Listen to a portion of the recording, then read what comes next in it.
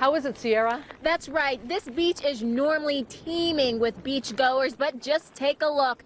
There is nobody out here this 4th of July. The rain and Arthur is the reason, and that's bad news. Well, imagine never having to miss a green light. Well, that's reality for this new RIPTA line, and one of the reasons why it's so fast. First, I want to talk about the damage from this explosion. It's very extensive. I'm going to step out of the way just so you can see what I'm talking about. You can actually look inside somebody's home. Well, CryptoLocker hackers said, "Show me the money," and Swansea police did, but only after they reached out to the FBI. To a developing story in Arizona, a magnitude 5.2 earthquake struck near the New Mexico border just before 10 p.m. Pacific time. Well, he's actually very calm right now. You should have seen him when he first came in. He was so excited that little tail was just wagging. The father accused of buying booze like this for preteens was here at Providence District Court, where he was formally arraigned. Just look at all the kids here. Are you guys excited that the pool's reopened? Yeah! Well, you can see a lot of people here in the community are ready to start swimming. It's going to open up in about an hour. Reporting live in Providence, Sierra Putman, NBC 10 News.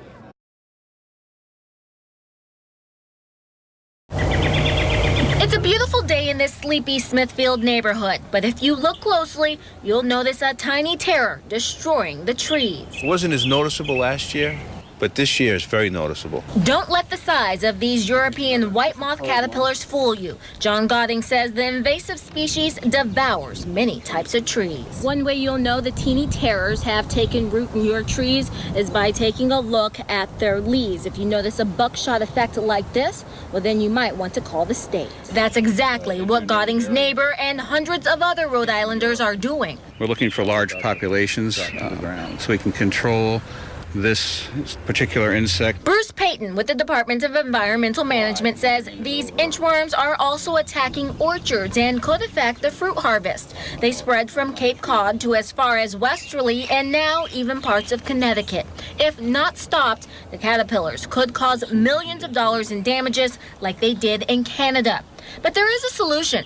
Just introduce a predator to take down the caterpillars. This one isn't up to the job, but this one is. Yes, that's a fly. Researchers at URI and UMass Amherst are turning to this parasitic fly, also from Europe, to take down the caterpillars. Lays its eggs on the leaves, and the caterpillar eats the leaves with the eggs on it. It doesn't end well for the caterpillar. Just think back to that graphic scene from the movie Alien. All of a sudden, the thing bursts out of the person. Pretty much the same thing. Bye-bye, caterpillars. The flies are coming. Well, Dan, I actually asked the health department those very questions, and they say they're not naming those 128 facilities because they're, quote, basically sworn to secrecy.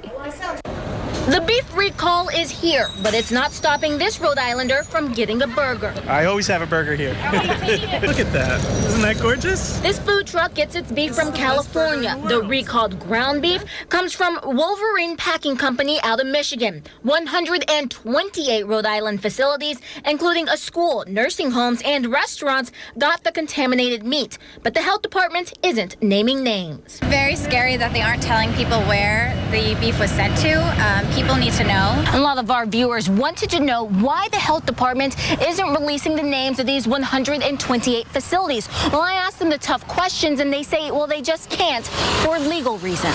Here, the distributor shared the information with us, but specifically told us very clearly that this was proprietary, confidential information not to be shared. If you release the names of these different places, then in the future, these distributing companies aren't going to tell the health department that there's an E. coli scare? They won't tell us their customers. So the department discreetly contacted all 128 locations and made sure they sent the beef back to Michigan. With Memorial Day on the way, now more than ever, the department wants everyone to thoroughly cook their burgers. Chef Peter Kelly at Johnson & Wales says it only takes a few minutes to cook and check the burger is at least 160 degrees Fahrenheit. It's an extra step, but a sure way to get a healthy, juicy burger.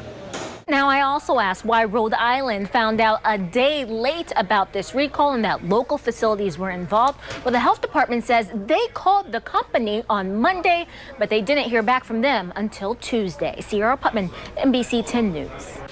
Ruby Olivares hasn't left her daughter's side since the accident. That's the reason why I met with her from her daughter's hospital room, where we spoke about what she remembers and how her family's recovering. She's just not the same baby, though. You know, she was always a play around, hyper happy baby, and now she can't do much. She's limited. Limited but alive. It's a small miracle for Ruby Olivares. The fact that I almost lost my daughter, if it would have just been another minute, she would have been gone. On Tuesday, Olivares, her boyfriend Ruben Gonzalez, and their baby were inside their Pawtucket apartment. Started out like any day. While she was taking a shower, their home exploded, then caught fire. I heard the blast. I opened the shower curtain, and I just saw all the fire and the ceiling down, and I heard the baby crying and Ruben screaming, and I just ran across the house to grab her. I started throwing the ceiling off her. The baby was covered in debris and burning. Gonzalez took the brunt of the explosion, trying to protect his family. He was trying to get us both out. It's just his hands were so burned. It was raw.